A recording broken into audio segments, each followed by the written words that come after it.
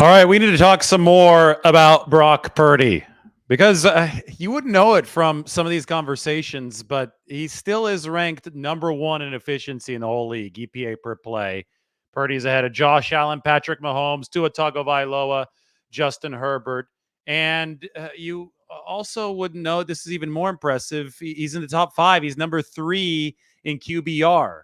So I get it. It's hard to disassociate system from quarterback. I think you shouldn't disassociate it, but people always try to find, okay, how would this quarterback do in some other coach's system? How would he do in another environment? Because they're trying to individualize their rankings. Well, QBR is probably the most advanced statistical tool designed to do that. And it's Patrick Mahomes and Josh Allen and Brock Purdy as the top three.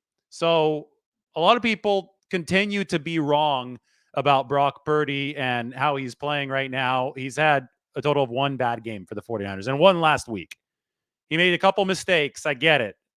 Show me a quarterback who's played a perfect game, and I'll probably be able to show you what, five quarterbacks in the history of football, an absolutely perfect game, absolutely no blemishes. So it's about efficiency on the aggregate. Purdy's been really good. The bad game came against the Cleveland Browns. Ironically, it was the one that he had the most impressive finish in. He drove the 49ers into position to win it, and Jake Moody missed the field goal. Anyway, there's something, though, that really popped up here this past week about Brock Purdy, watching him play against the Cincinnati Bengals, that illustrated how wrong people were about one issue that I think stands out above everything else. There have only been 22 quarterbacks in NFL history to throw for 350 yards and rush for 50 yards in the same game. Brock Purdy is one of those QBs now. Brock Purdy ran the ball extremely effectively against the Cincinnati Bengals. People said that he was physically limited coming out of the draft, and people wouldn't shut up about how physically limited they thought Brock Purdy was over the course of his run last season and over the course of this offseason. Brock Purdy is actually more physically gifted than somebody like Trey Lance, against whom he competed. Let's take a look at some of the quarterback efficiency here. You have the rankings. You have Brock Purdy, EPA per play at the very top. You have Zach Wilson at the bottom. You don't reach this level of efficiency, and he's doing it rushing too. I could put the rushing EPA up on the plate. Look, Brock Purdy has generated the 4th most expected points running the football in the entire National Football League. He's generated more points on the ground with his legs than Jalen Hurts, Patrick Mahomes, and Justin Fields. The only players who have generated more expected points with their legs are Josh Allen, Russell Wilson, and Sam Howell. So, the great irony is that the 49ers obviously drafted up to pick Trey Lance, or traded up to draft Trey Lance, who they thought was going to be a dual threat quarterback for them. But Brock Purdy, at pick number 262, has shown more speed and more physical capability in the NFL on plays outside of the system, outside of the structure, right, than Trey Lance. That's the great irony here. But I think a lot of people are still confused by draft positioning.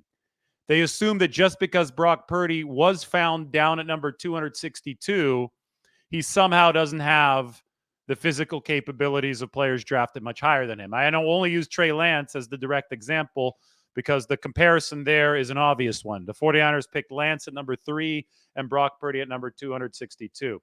But again, these numbers don't lie. I'm sorting by rush expected points added.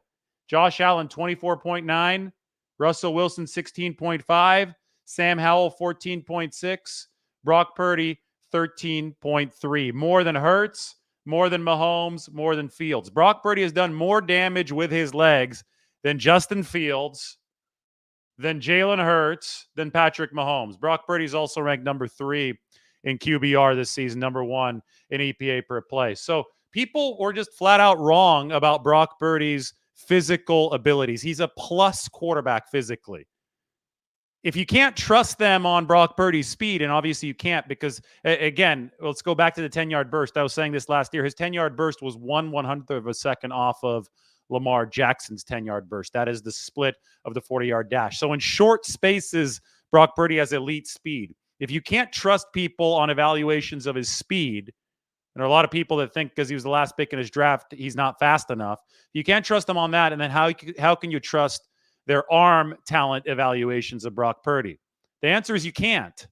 They're wrong about the burst. They're wrong about the speed. And they're also wrong about the arm talent. We saw the explosive plays in this last game against the Cincinnati Bengals. We saw the throws outside the numbers. We saw the big 34-yarder to George Kittle backed up against the 49ers goal line. I mean, I'm not even getting into the elite ability to look off safeties that Brock Purdy has shown us so far in his young NFL career. He's manipulating defenses with his eyes. We don't have to delve into that. But he's also making the throws on top of that manipulation that allow him to rank this high in efficiency. Brock Purdy is at the very, very top of this chart. He's ranked number 1 in the NFL. Yeah, you wouldn't know it by some of this discourse.